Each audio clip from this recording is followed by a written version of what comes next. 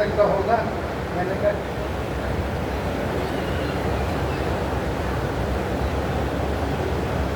बहुत छोटी छोटी रचनाएं।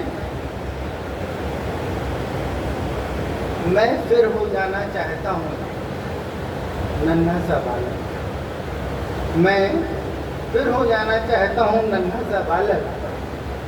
मैं फिर लेट जाना चाहता हूँ माँ की पवित्र गोद में।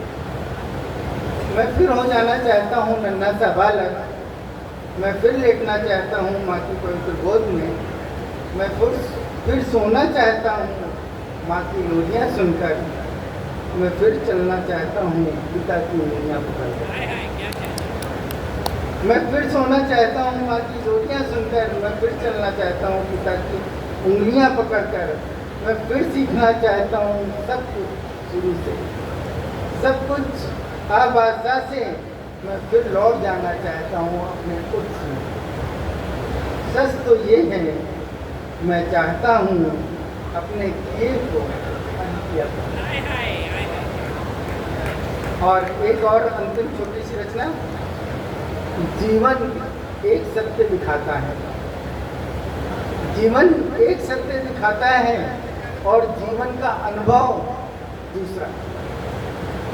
जीवन एक सत्य दिखाता है और जीवन का अनुभव दूसरा सत्य दिखाता है, पर हम वंचित रहते हैं तीसरे सत्य।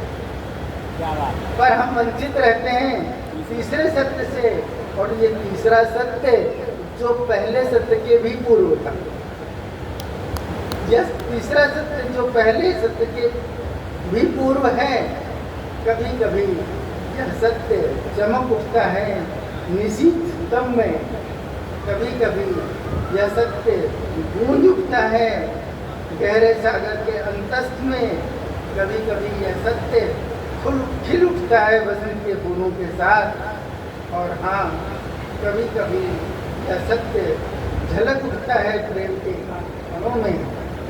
और इस क्षण मिट जाता है यह और वह का भेद। और इस क्षण मिट जाता है यह और वह का भेद।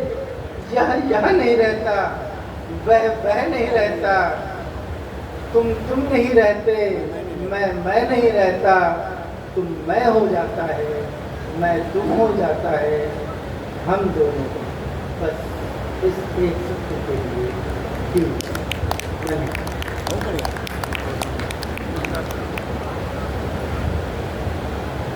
बहुत सुंदर था पाठ।